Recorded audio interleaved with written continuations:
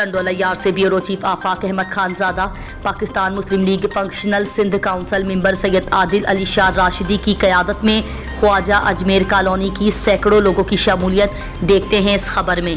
عمرانی اور ان کے دوست سارے ہمارے تعاون سے ہیں۔ انشاءاللہ یہ سارا جو میلہ مچ رہا ہے اس کا مقصد یہ کہ میڈم کا اور جی ڈی اے جن کے سربراہ پیر صاحب پاگارو ہیں، ان کا جو ذاتی کردار اس ملک کے بارے میں ہے وہ با اعلیٰ عزت والا، شفاف اور با عزت ہے۔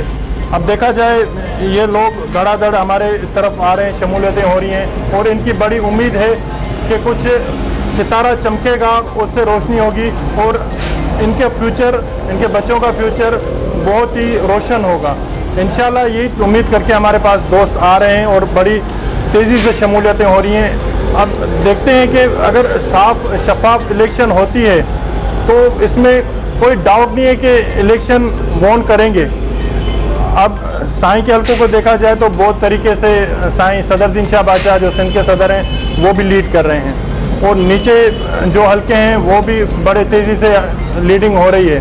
سو انشاءاللہ ہمارے پاس یہ دوست آئے ہیں، کچھ سر انجام دیں گے۔